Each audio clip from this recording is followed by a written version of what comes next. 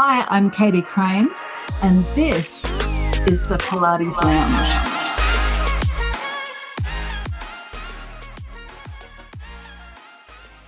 Welcome back, my friends, and welcome to Season 2 of the Pilates Lounge podcast. Who would have thought that we would have survived an entire year of listening to a podcast about Pilates? But here we are again. Thanks so much for joining me. My name's Katie Crane, and I am the Pilates professional. Now, listen up. This season, we are going beyond the choreography. Whether or not you realize it, and whether or not you are teaching a mat class, reformer classes, or serving people with clinical Pilates, you, my friend, are in business. And in this world of Pilates, owning your expertise is as important as perfecting your repertoire. My name's Katie Crane. I am your host, and I've got over 20 years of experience as a Pilates professional, owning a studio, running retreats, running teacher training, and of course, enjoying my time with you online. I truly have figured out how to build my lifestyle with the work that I absolutely adore doing, which is why we're going to be talking all about you building your following, growing your confidence as an instructor, and how to get yourself seen. I'm going to explore with you how our industry is evolving, the trends shaping our work, and how you can stay ahead of the curve as a Pilates pro. It's really all about equipping you with the tools not just to survive, but to truly thrive and to really love what you're doing with longevity. So whether that means that art of mastering connection, attracting the right clients, or elevating your presence in the Pilates community, I've got you covered. So my friend, grab your coffee or even jump on a machine while you listen to this episode and let's get into it. This is the Pilates Lounge, and I am here to help you step into the spotlight with strength, passion, and of course, a little bit of quirky fun. Let's get into this. Hi, everyone. Welcome to another episode of the Pilates Lounge podcast. My name's Katie Crane. I am the Pilates professional. Today, we are talking on a topic that I know for certain is going to make a few of you feel a little bit uncomfortable, which is why we're here. This season on the Pilates Lounge podcast is all about the business of Pilates, your business, no matter how you teach Pilates. So whether you're teaching in a studio, whether you're a studio owner, whether you are contracting yourself out, teaching online, whatever capacity you are sharing Pilates to your community, you are a business. You are in business, and you want to be understanding how money integrates and reflects on the work that you are doing. So today I've invited onto the podcast from all the way from California, Kristina Driskill. Now, Chris is an international opera singer turned transformational coach and business consultant. Her light-hearted yet deeply impactful approach, combined with her signature conscious reality method, has empowered creative entrepreneurs to enjoy the process of running their businesses with ease, fun, and flow since 2007. Chris works focusing on self-sabotage and is backed by the evidence-based research of positive intelligence. She's a certified business coach, money mindset coach, and serves as Gene Key's guide, in addition to holding a certification in social economic arts from UCLA's Department of Integrative Medicine. Now, I think that Chris is a great guest for us today, specifically because arts and health really do have a lot in common. A lot of us who work in the health space, we don't necessarily understand money. We don't necessarily have a really positive mindset around money. And I've no doubt that the same would be true in the arts field as well. So to roll off the show, I'm going to hand over the microphone to Chris. I would love to know, Chris, how on earth did you go from being an opera singer to working on money mindset? You got it. Katie, first of all, thank you so much for inviting me to be a part of the Pilates Lounge. It's a joy and an absolute honor to be here. And I'm thrilled to talk about this subject with you and your listeners today. It's such a huge topic, and you are absolutely dead on. I think most people would feel comfortable talking about, sex and death before they talk about money sometimes, because there's a lot of belief work wrapped up in money, and there's a lot of shame for a lot of people built in with money, especially, I think, for a lot of us who come from a very heart-centered approach. And for people, as you said, who are in the healing arts, health and wellness, creative and performing arts, there's a mindset around there being a disconnect between service and making money from that service. And so talking about this is not only something that brings it into the light, but it's so important to heal and to release any sort of beliefs around money that aren't serving us, because that not only holds us back with our own business, but it actually holds us back from being the best of service to others as well.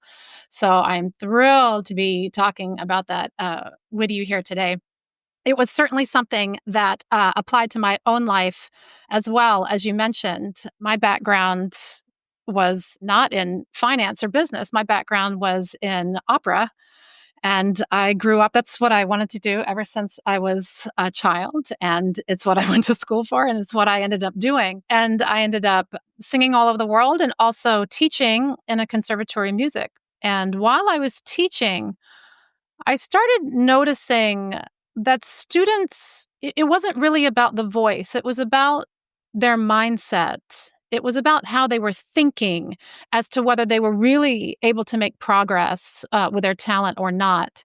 So, I had some of, the best singing coming out of my studio, because I called my studio the box of mistakes. And it was a place for people to come and try, and not to try to be right, which I think especially so many people coming from a non-business background try to be when they all of a sudden start to run a business. They try to run the business correctly. They have to do everything right. And they're so afraid to fail that they're not willing to take the risk of trying things out and seeing what happens. And so things move a lot more slowly than we would like them to. So as I saw students become more open to taking risk, responsible risk, and more open to the way they were thinking about their process, I noticed just marked improvement.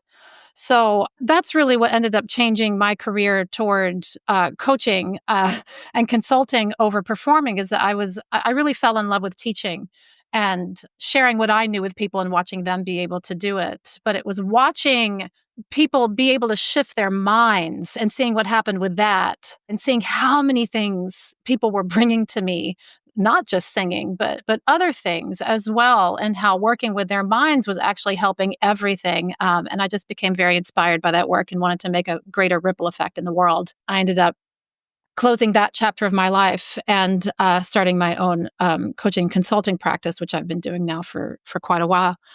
And one of the things that came with me, however, from the education and arts background was this limited mindset around fees, this limited mindset around what would be possible to charge for doing this kind of work, because I came from a very similar background, like you says, to people who come from the healing arts and health and wellness, where it's kind of a dollars for hours, or dollars for minutes kind of service. And you could only charge a certain amount based on your how many minutes you're working. And so when I was teaching voice lessons, this was the background that I had as well. So when I transitioned to coaching, I still had that mindset and kept that in place.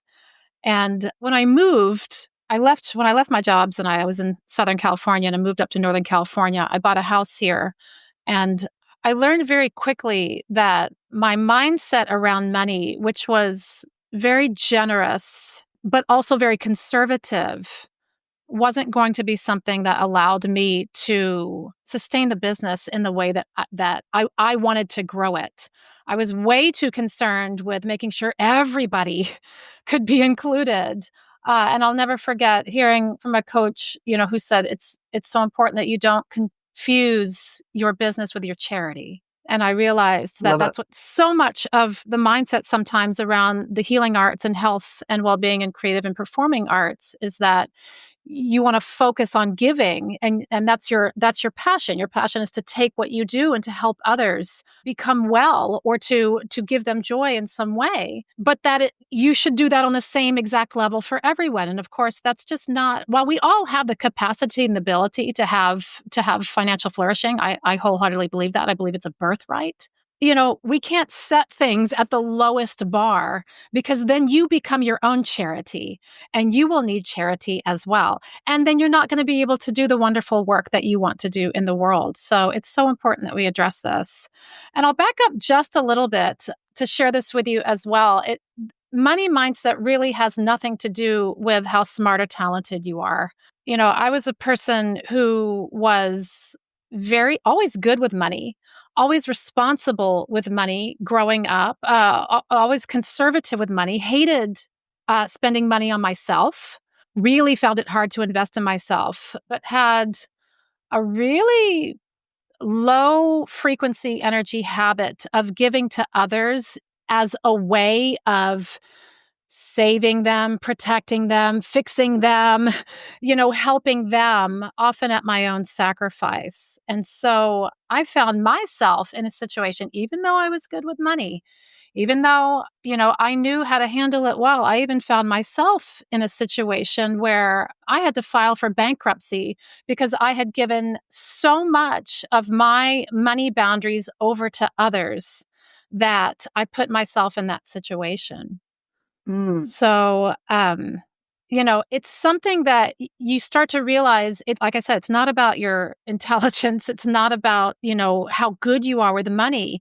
It's these beliefs that we've adopted ever since we were children.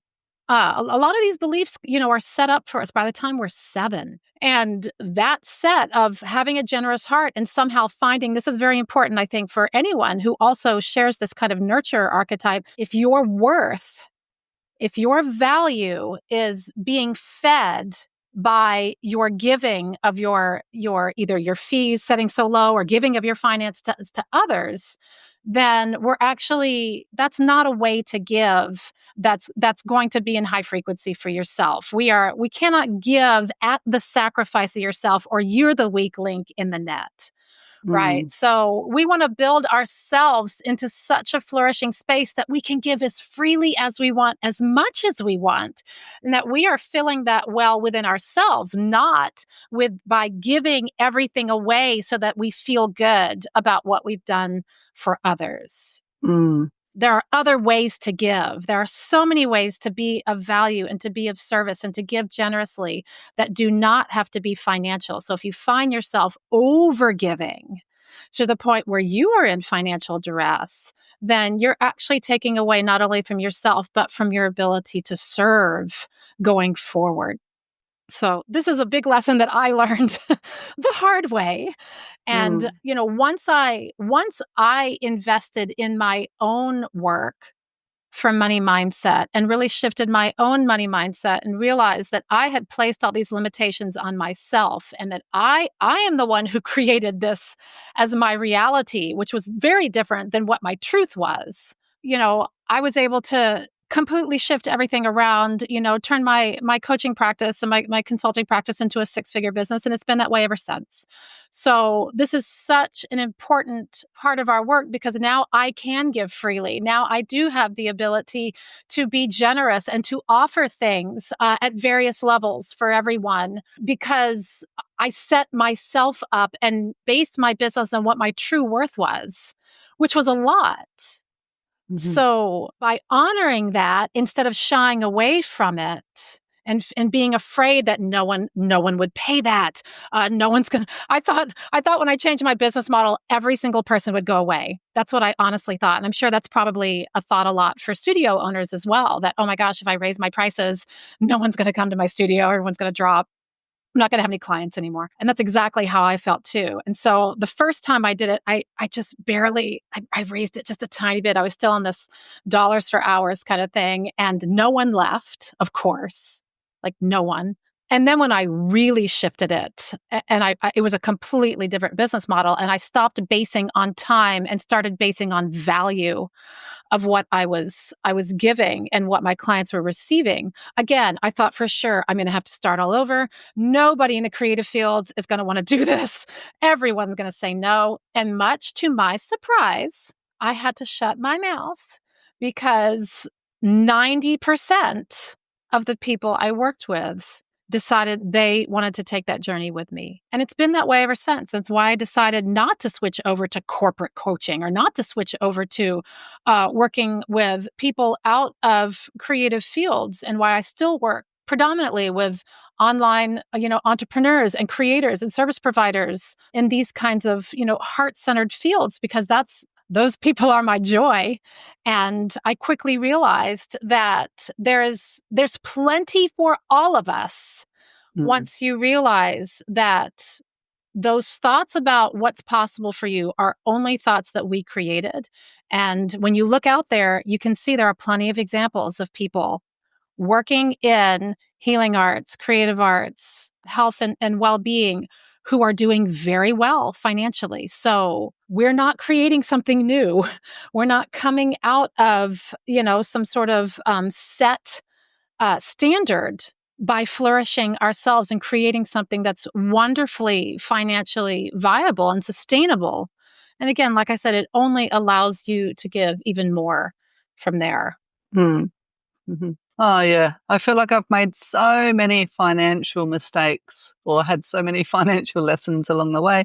And I remember as a teacher trainer in our industry, and I'm pretty sure this is global, we're all starved for quality instructors because it takes a long time to become a really good instructor. And so it feels like we're constantly looking for another staff member. And I hear this from a lot of studios. And so at one stage, in the quest to try and find the right instructor, I started offering my teacher training program as a traineeship that somebody didn't have to outlay any money for, because I had this story that, well, it's so expensive to become an instructor, so maybe if I can gift it. And it was such a big lesson because the person that I ended up taking on, she was so much trouble.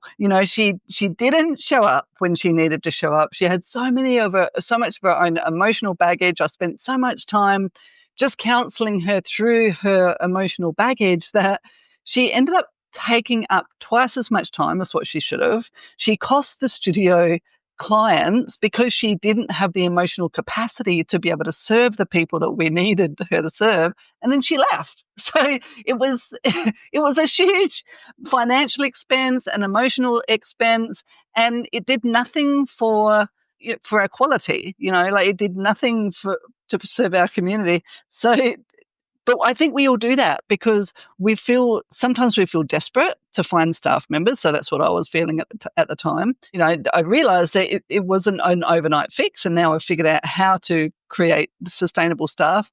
But also there was this self-validation for me that I was looking for.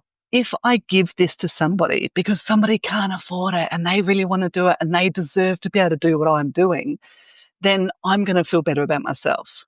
And I did for a little while. You hit the nail on the head. Yeah, you hit the nail on the head with that kind of nurturer archetype. That's that thing. If I give this to them, I will feel my self-worth will increase because look what I did for this person. But as you found out, and as I found out too, in some ways, and this is really true across the board, and there are exceptions. Please know there's always exceptions. But for the most part,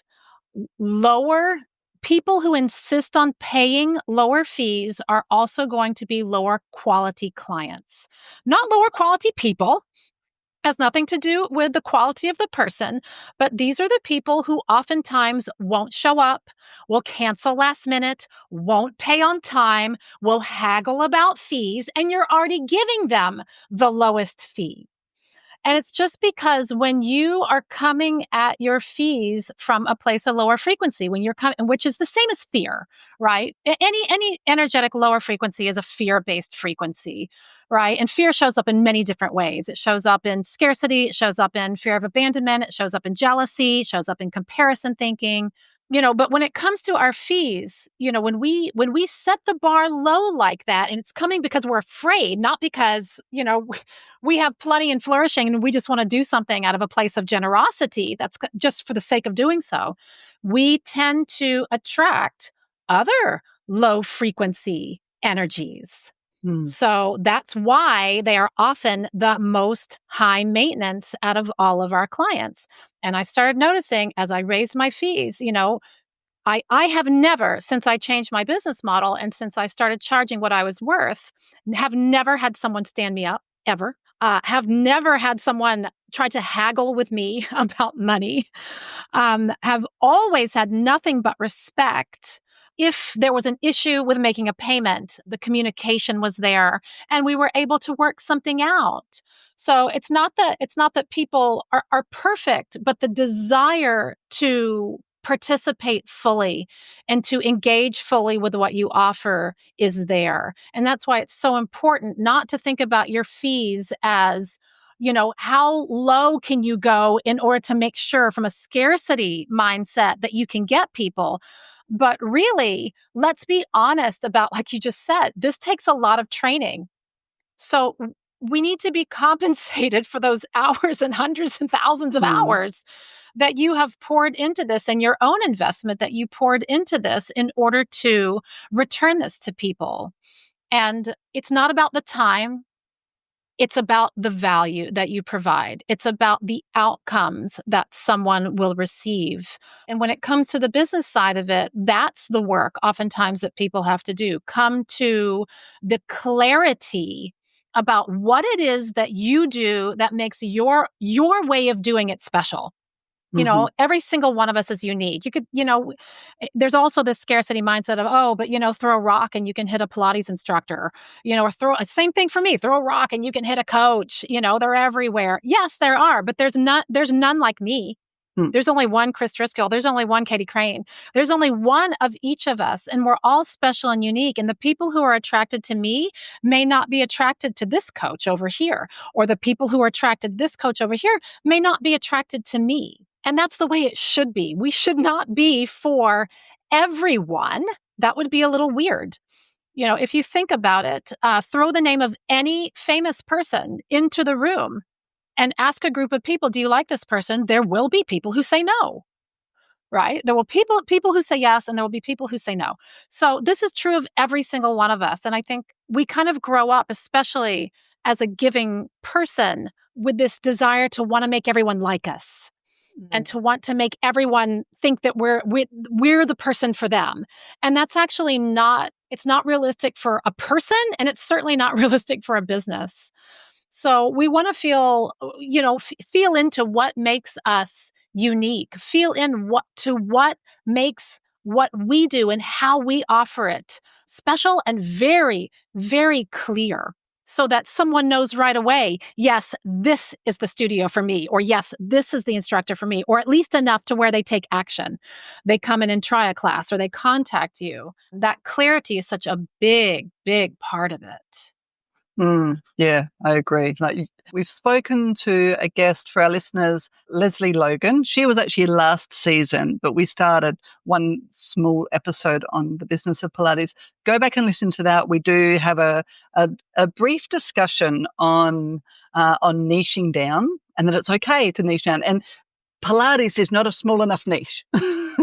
A lot of people I hear, oh yeah, but I teach Pilates. I teach it to everybody. No, you can't be the right person for everybody. Be okay with, so my avatar is women over 40, specifically women who are going through perimenopause, menopause, and they've got some complex conditions. That's my magic. That's who I work with. Of course, I can work with anybody, but if you are a woman over 40 and you've got autoimmune condition, hormone dysregulation, any pain points because of those hormone changes, then I'm your girl.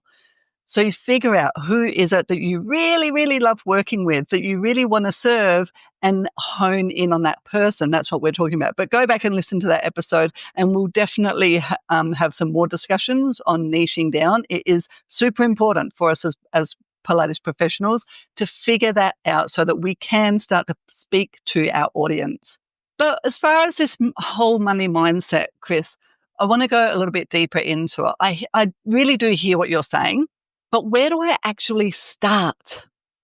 Where do I actually start as far as setting my prices or feeling confident enough to step up to that plate of not feeling like I've got to either justify my prices or give away what I'm doing? How do I actually make that step towards that? Pilates people, just quickly, I'm looking for the next best Pilates instructor, a comprehensively trained instructor with at least 2 years experience. You need to be able to teach one-on-ones, semi-privates, individually tailored sessions using all of the equipment. You need to be able to teach a really fun, competitive reformer class, a tower class, and a mat class. Not only that, you need to be super passionate about the Pilates profession, because you would be working alongside me, the Pilates professional, at my studio in sunny Darwin, Australia, the top end of Australia, right up in the tropics, just a hop away from Southeast Asia. A great place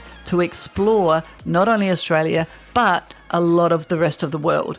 If you are this person, then I'd love to hear from you. Katie at thepilatesprofessional.com.au. Now, we're not just any Pilates studio. Not only do we offer both clinical types of Pilates and fitness Pilates, but we also have infrared saunas, ice baths, oxygen therapy, and other therapists working with us. So we are an entire wellness fit out, and we're really looking for the next person to fulfill the position to elevate the studio and really serve our community. So if that's you, no matter where you are in the globe, if you're willing to relocate, we even offer you a 2-bedroom, fully furnished house to get you started, and we can help with visas, but you do need to know whether or not you're eligible either for a holiday working visa in Australia or a 482, a special skills visa in Australia. I can help you with that. If you have any questions, reach out to me if you're really keen and if you're super serious. And of course, if you're a superstar,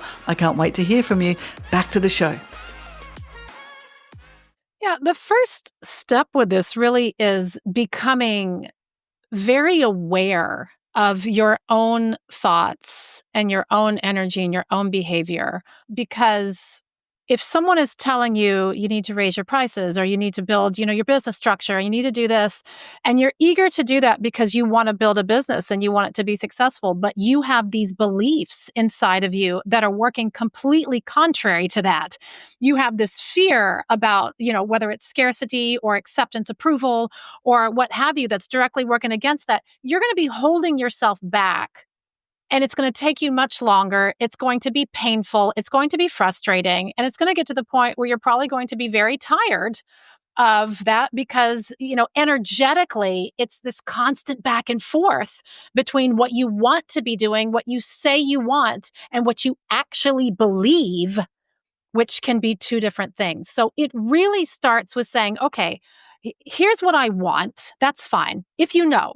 Sometimes people don't even know what they want. And if you don't know what you want, that's okay. Talk about what you don't want. A lot of people know what they don't want. Well, I don't want clients who don't show up. Okay, now we know what you do want. We want committed clients. Right? Well, I don't want clients who don't pay on time. Great. Now we know we want clients who are responsible with their payments. So if you ever have a trouble with figuring out what your vision is and really coming into clarity with your dreams and desires for your business, think about what you don't want. Start there and really, really move away from putting pressure on yourself to try to figure out exactly what it is that you want if you're having trouble with that. So once you start figuring out what you don't want, then you want to start thinking about, like I said, the opposite of what you don't want is going to help you with what you do want. And then when you start thinking about what that is, you need to start becoming aware of what comes to mind. Do you start thinking things like, well, I don't know how that would ever be possible. Well, I don't know who would show up for that. Well, I don't know how I'd ever get the money to start that. Well, I don't know who would pay for that. I don't know how I'd ever get all that done. I don't know who I would ask. If that's the kind of stuff that's coming to mind, then you realize you have some belief work that's going to work in contrary to what you want to be doing on. So, one of the first things you want to do is to just ask yourself, when you think about money, what is your immediate reaction? Is it one of positivity, excitement, connection, fun? Or when you start thinking about money, and when I say money, you can say pricing, you can say, the business aspect, you can substitute anything that's money related in that as well, if you want to do it specifically for money related things, and just look at what your immediate reaction is. Is it more positive or is it more negative? Do you think to yourself, oh, I wish I didn't have to deal with money, the money parts? Right? Do you get more negative about it? Does it feel frustrating? Do you feel clingy or desperate about it? Do you feel critical about money? Maybe skeptical about money? Do you feel shame around money based on things that may have happened already, mistakes that you made? What is coming up for you? Because that's going to give you an idea of whether you are ready to proceed towards those goals that you want to be achieving, or whether there is some work to do first. And most of the time, there is work for us to do first. As I said, I was a smart, talented, go-getter type person, who was scared to death that I was going to lose people, that I was going to not be able to make enough. And when we moved up here, I became the sole provider for my family. So all the pressure was on me to make this thing happen. So not only was I, trying to build a business, but I also had that pressure of, if we don't, how are we going to pay the bills? And I did not come from a background like so many people do, especially in the kind of coaching or consulting world, where they were at a big corporate job first, or they have this kind of financial setup already where they have time to, spend time figuring things out, and they've got money set aside to invest in it. I didn't come from that background. So I came from an arts background. I came from, a scarcity thought-based background, and I didn't have some big savings account or, a big salary job before I went into this. I basically went into it on nothing. And so what really changed the aspect of it for me was sitting down and figuring out, how am I limiting my own thinking around this? And that's where I started. And I started doing some money mindset work myself and putting myself through that. And I went through a money archetypes program that completely shifted the way that I thought about my beliefs around money. My attitudes showed me where I was holding myself back and where my strengths were as well. And it was I became so excited about making those shifts. It was still scary because I had to work through the beliefs. But once I started working through those beliefs and started shifting everything around, that's one of the reasons I became certified in it. Because I thought, my gosh, I don't have to leave my creative world, the creative people who I love, the service provider people who I love, the creatives, the heart-centered people. I don't have to leave that at all. I needed to change what was going on in my own mind. And here's the thing that I think it's important for most smart people to really realize, and that's, you can't intellectualize a new money mindset. So if you've ever tried to make yourself think I'll be more responsible with money this time, or I'm going to do things to make more money, or I'm going to empower myself with money, and it didn't happen, then chances are you were trying to think your way to success. And that's just not how the, chemistry of our brain works. Your beliefs are far deeper than your intellectual thoughts, and they are attached and ingrained in the neural pathways and memories of your mind. So you have to do the work. You can't just think you're going to switch over to this place in your mind. And this is why oftentimes money mantras or money manifestation and this kind of stuff doesn't work, and smart people get all jaded and skeptical and give you the old squinty eyes like, oh, I tried that. That didn't work. Okay, well, it didn't work because you were trying to intellectualize the process and thought if you just sat there and said, money will come to me, and said whatever mantras that you wanted, that it was going to magically happen. but you didn't go back and actually access the beliefs underneath that were just waiting to prove you wrong, because they've been there for decades, and your money will come to me talk's been there for 2 days. So we have to go back and do the mindset work on this. We have to learn what's at the core of your mindset. We have to heal and release the fear around money. And we have to co-create with our energy a new story. You can create whatever you want, but it's got to come through energy and emotion, not from being smart, not to thinking your way there. It doesn't work that way. The way neural pathways are formed doesn't work that way. It comes from energy and experience. It comes from the beliefs you've formed. And if you would like new beliefs, you've got to create a new neural pathway and start to weaken the old one so that, your mind doesn't think, well, I'm just going to go over here still, right? Our brains do what we know best, not what we know most recently. Right. This is why I'm sure with your students, and even, and you'll notice with ourselves as well, that when you give a student a way of doing something and they try to do it, they may do it right and then they don't do it right the next time. And you have to share it again, show them the way their body moves here again, show them again over and over, because technique takes practice. It's not just I learn it once and I'm done and then I'll do it.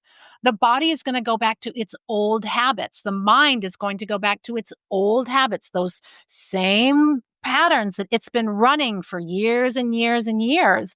So it's almost like you have to introduce this new way of thinking about money from a very childlike perspective, a place of wonder, a place of discovery, like you're learning this for the very first time over and over and over and over again. You cannot do that smart person adult thing, that intellectualizing where you say, oh my gosh, that's so great. I learned that. Okay, good. And then think you're just going to do it after that. You will not. And that's normal.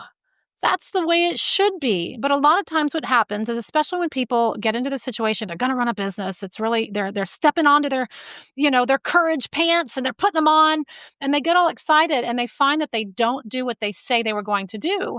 They get wrapped up in a big shame sandwich and then they just want to crawl under a rock and quit.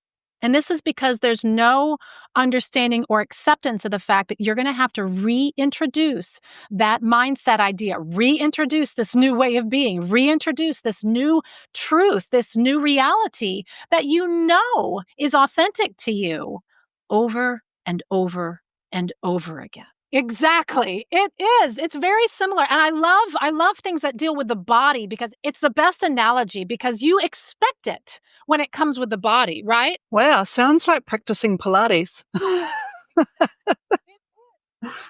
If I tell you, okay, like we're gonna lift 100 pounds, and you're like, well, I can't lift 100 pounds yet. You don't think of that as weird. You say, well, of course you can't. Yeah, we're going to start with 2-pound weights, and then we're going to add 5-pound weights, and then we're going to add, we're going to add 10. But it's going to take time for us to get there. We're going to do those 2-pound weights for a week, and then see how it goes. When we relate it to the body, it makes total sense. But when it comes to our mind, we think, I'm gonna shift over to a new way of being right now.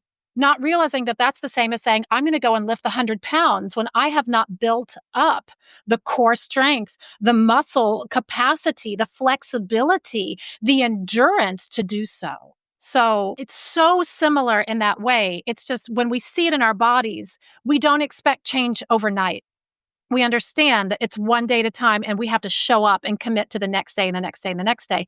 It's the same thing with your mind. It's not going to change overnight. You have to show up the next day and the next day and the next day and take your little 2-pound neural pathway, weight and start picking it up every day. Start picking it up until it becomes more of the choice that you start taking. And it becomes weaker on the side that said all those old things like you couldn't, or it wasn't possible for you, or it's possible for others, but no one would do that with you. And who are you? Don't forget imposter syndrome. Who are you to say, you're this fabulous Pilates teacher in charge at this rate? And these kinds of thoughts are the thoughts that are all lies. And we also have to remember that they're not don't give yourself a hard time if you think things like this. We've been developing our money mindset since we were children. We saw how our parents or others used or managed or spoke about or felt about money. We learned oftentimes as a child that it was something to fear or something to be frustrated about or something to be careless with because we saw that in people around us. We may have seen that it was something to hold on to really tightly or something to give away without paying attention to our own needs. So, whatever we observed, it became part of our belief system either to reinforce or to reject, right? So we may have seen the way that money, well, just for an example, let's say we had a parent who gave money away or spent it irresponsibly and it put them in really financial duress, and we didn't have food some nights because of that, or there was a lot of yelling, a lot of crying. Then that may have created in me, a child, this belief that, oh my gosh, if I give away money, I'm not going to survive. That's going to cause, I may not live. And so as an adult, that may be a person who is petrified to spend money on themselves, petrified to let anything go. And of course, if you're going to start a business, you're going to have to invest in yourself. You're going to have to invest in things in order to bring things back to you. And so there can be a huge conflict between being willing to make that investment and what you grew up with is that belief. So that belief has to be addressed. We have to go back and look at that and recognize where it came from, and decide what we want to put there instead and start doing that work. It really is so similar to working with somebody with an injury. So somebody with an injury shows up, and so often they've already got the story in their head because, say, they've had the MRI or the scan. Somebody's told them, oh, that disc is cactus or that disc is bulge. You've got degeneration. So there's all these, and they catastrophize that. There's all these big words that they actually don't understand that have become a big part of their story. And then we spend a lot of time in studio changing that belief. Yeah, well, maybe you do have a disc bulge, but we don't know whether or not the disc bulge was there before the pain. So that's okay. Let's figure out what can we do where you can move and you don't feel that pain. Oh, cool. That feels better. Okay. And you know what? If you do feel the pain, rather than get stuck on it, I always talk about observe it like a kitten watching a butterfly. You see it, you recognize it. Oh, yeah, there it goes. And just let it go. I understand exactly what you're saying because we do that all the time. And we are very intellectual people as Pilates instructors. We love anatomy and physiology, and we are problem solvers. We like to understand the way that things work. There's not a whole lot of woo-woo in Pilates when we get started. Everything has to make sense and everything is very strategized and systemized. So I understand and I totally hear what you're saying. How do I actually take a step to that? So is it the same concept that, okay, money comes in, but then when I look at my bank account, there's no money, or I'm struggling with the whole price point thing maybe. So do I do the same thing? I observe it, I recognize it, but I let it go. But actively, I'm actually going to do something else. Is that how I get started? Well, you're making a very good point that if you think about it, you become aware of it. And let's use this as an example. Let's use price point as an example because that can be a big one. So let's just use that as an example. So let's look at a common belief either that you've had or that is common in the community around price point that might be holding people back. So when someone says, "Hey, let's set your prices," what do you want your price to be? What kind of things, or give me one that comes up that would be, common for holding people back? I feel like a lot of instructors do think that their clients are having to pay a lot of money for what they do. For example, I know with some of my instructors, they don't feel like they would pay for Pilates what their clients are paying. So is that their way of saying, I'm afraid I'm charging too much, or people, Totally. I don't think people will pay for what I offer? Some of my instructors in particular feel like people are being charged too much, but I know that it comes from a point of, I don't value what I'm doing. I understand that. I see that, but I'm the business owner looking from the outside. And in my mind, Well, that's because you are not your clients. You've got to speak to your clients. And if your clients are happy to pay that, that's all that matters. And if they're not, then maybe you're not looking for the right people. In two different services, say in the fitness Pilates realm, the avatar in those classes are first home buyers, young people just getting started in their career. So there is a price point that they're looking for. But when you're working in a clinical setting, then those people are in pain. Those people have tried everything else. The value of what we're doing, they're willing to pay for that because they need to make that change. I see that as a business person, but I know that a lot of instructors, they're not able to see that yet because they're still stuck in that, yeah, but I couldn't afford it, maybe. So how can my client afford it? Right. So you make several good points here. Number one, you're right. You are not the client, right? You are, if that's your energy about it, you're not looking to attract you. Mm-hmm. Right. So, but you're absolutely right that if that's the way you feel about it. So the statement, like we have a statement like, I don't think people should pay this much, or I don't think people are going to pay this much. Right. So what's beneath that? And if we were doing this with someone who actually thought that way, I'd be asking them that question. Like, let's look deeper than that. What are we really saying here?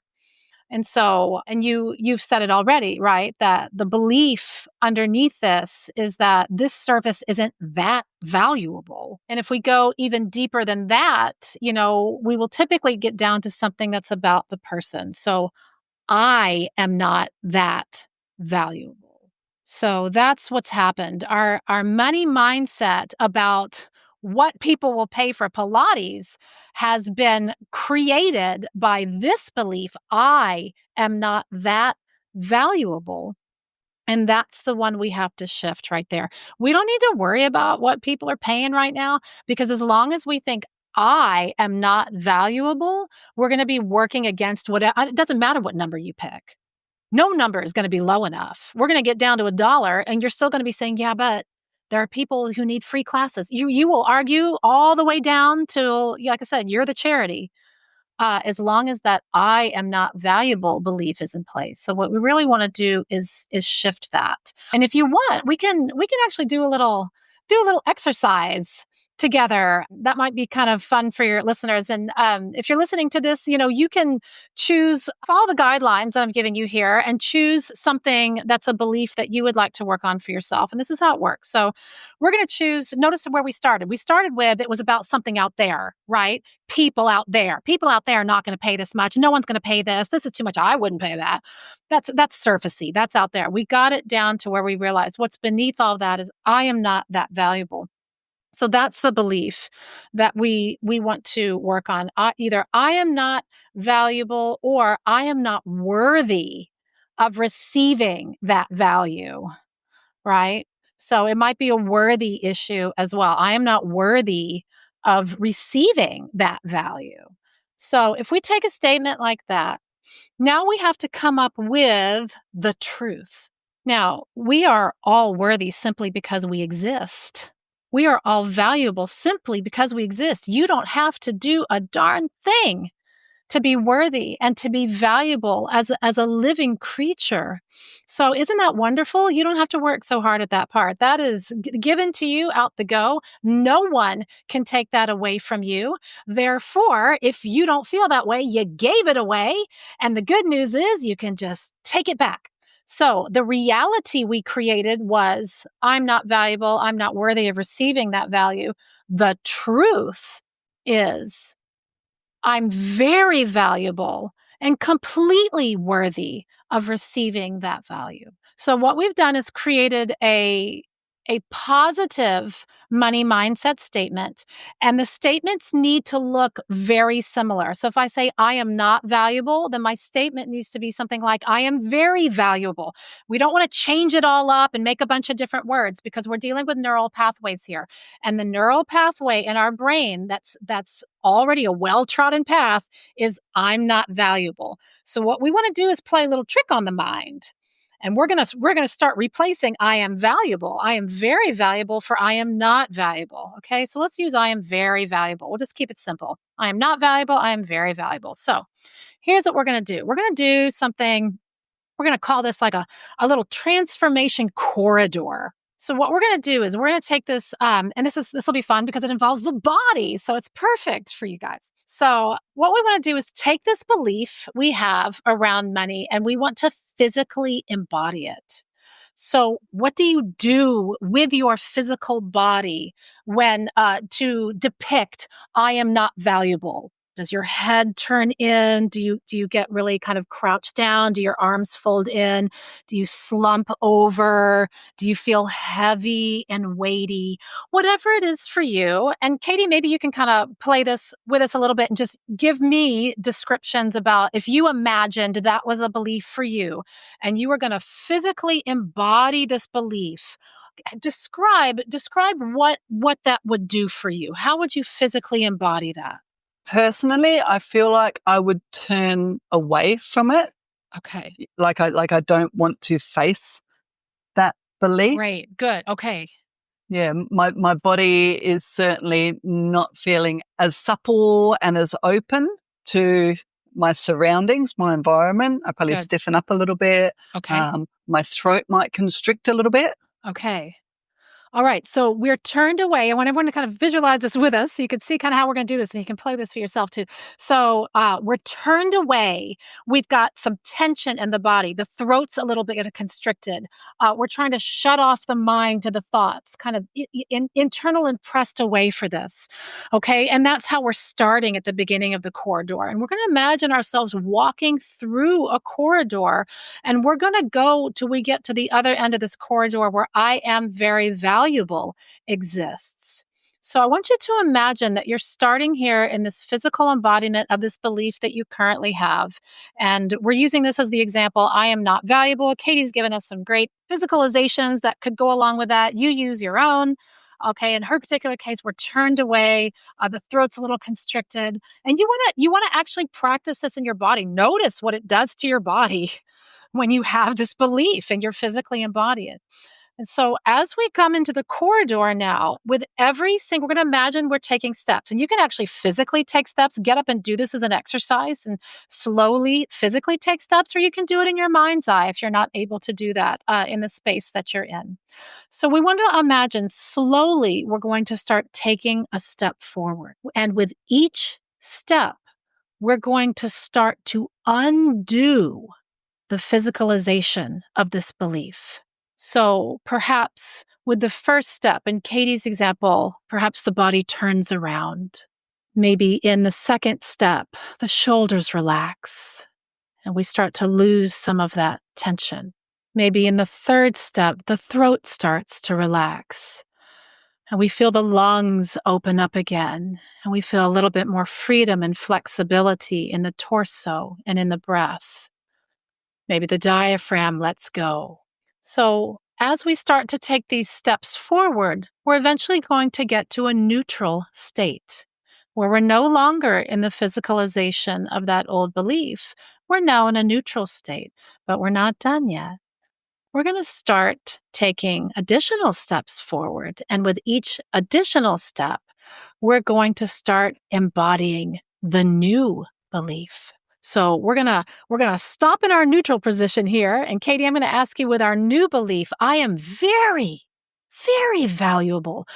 What would this feel like in your body? How would you embody, if you were to physicalize this, how would you embody, I am very valuable? It makes me feel warmer. I feel the sensation of wanting to take a deep sigh. I feel like I could open my arms and let somebody in. Good. What does your face do? It feels much more relaxed, specifically around my upper cheeks, and my tongue in general is just a little bit heavier at the base of my mouth. Good. And how about your body in general? What's the body feel like? Does it feel lighter, more energized? How does it feel and different? Definitely, I feel lighter. and just a little bit freer in general, I suppose. All right, so we're going to go back into our corridor. If you're playing with this exercise for yourself, you can decide ahead of time what you're going to embody in the new belief. And again, once you get to this neutral position, we've let go of everything through our steps so far that was attached to I am not valuable. We're just in a neutral position. Now let's take another step, and we're going to start to embody one little thing at a time. I am very valuable. So perhaps as we take that first step, we start to feel that big sigh. Then maybe with that next step, we start to feel the arms open. Then maybe with that next step, those cheekbones start to relax and we start to feel the face release. And perhaps with the next step, we start to feel that lightness in the body. I am very valuable. Now, if you do this, if you truly embody the physicalization of the original belief and you move through the process of moving into the new belief, your truth, the reality that you wish to create and align with that truth, you are going to feel different. You are going to notice the energy shift in your body. You're going to notice the lightness with which you receive this new information. You're going to notice that you feel much more open to receiving this new belief, this new mindset, as opposed to if you were stuck in that physical, imagine now, you're stuck in this physical embodiment of turned away, crouched down, throat tight, constricted body, and you're saying to yourself, I am very valuable. Yes, I'm very valuable. It doesn't work. It doesn't work. You cannot make yourself think the opposite of what is embodied in you and through your energy. So an exercise like this can help you without doing anything else. First, we got aware. What am I thinking? What's really coming through? Then we got deep. We figured out, okay, what's really going on here? What's at the core of this? What's the core belief underneath this?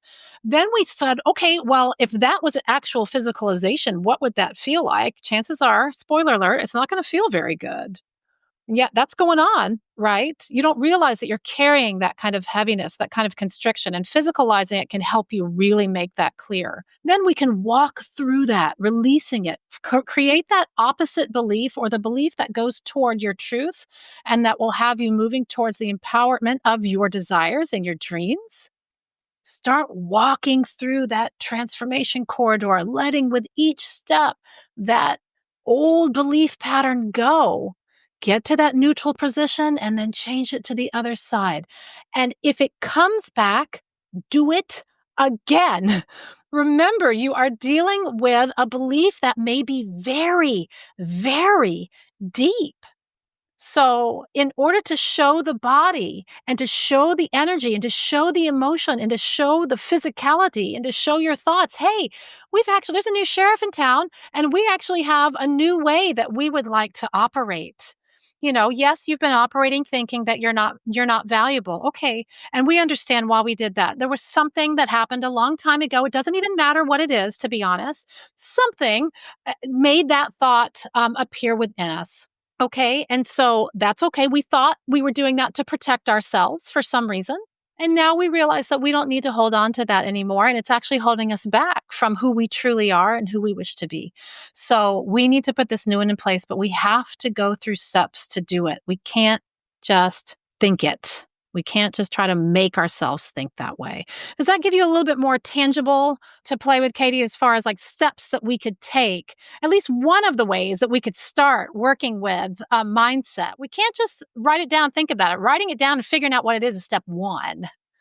Mm-hmm. We really have to start embodying it. And there are other ways that you can help yourself with awareness. Like I mentioned, these money archetypes can be a wonderful way to help with awareness and to see where those blind spots are. That can help us identify things. Just sitting down and journaling sometimes and letting your thoughts start to come out and being really honest, not writing about the things you think you should be thinking, but what's really there.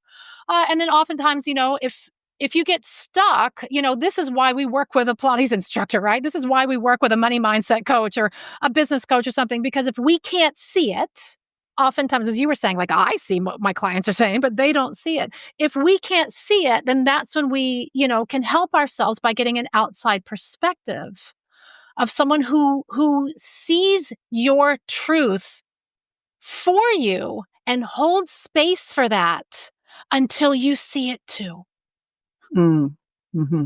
Yeah, it's super helpful. And I have no doubt that this would resonate with a lot of instructors. I know that I see it in my own instructors. It's so fascinating. The instructors that are fully booked are the ones who understand their own value. The ones who are struggling to either maintain bookings or build clientele are still stuck in that, but I don't think that I'm worth this attitude. And it's a new instructor thing, but not always. A big part of it is these stories that we tell ourselves. And I bet that there's plenty of studio owners and instructors out there who would resonate with this conversation. So thank you. That's fantastic. It's a really good start. Now tell me, Kris, if I wanted more help, if I wanted to find you, where will I find you? Where do you hang out most? You can find me on the internet. I'm kind of all over the place. My full name is Kristina with a K, Driskill. It's an unusual spelling, so I'm sure you'll look on the Pilates Lounge title, and you'll see the spelling of my name. But you can find me on my website at krisdriskill.com. I'll also give, Katie, I also have a link that I can send you if you want to share it with people, where we can give them a free download on how to break free from money fear. And there's some good suggestions in there that could be helpful to start with as well. I'm also on Instagram as Kris Driskill Official, and on Facebook under my company's name, Gilded Within, or my name, Kristina Driskill. I'm in both places. You could find me there as well. Okay, great. Yeah, we'll pop that download in the show notes, folks. And as usual, you'll be able to find Kris's details in the show notes as well if you want to reach out to her or start following her. I've got one last question for you, if you don't mind. And it's a little bit not off topic, but I love to ask this question to all of our guests. If you could have a discussion or a conversation with your younger self, with everything that you have learned, everything that you know now, what would that conversation be? Oh, you're going to make me cry. Oh, I think about that. I think about that child and how she was so afraid, unknowing to her, of being too much for others. And so if I were to go back and talk to her, I would let her know that nothing is more important than being her full, authentic self, shining her light as bright as she possibly can. And if others aren't ready for that, then they can just turn around or put some sunglasses on.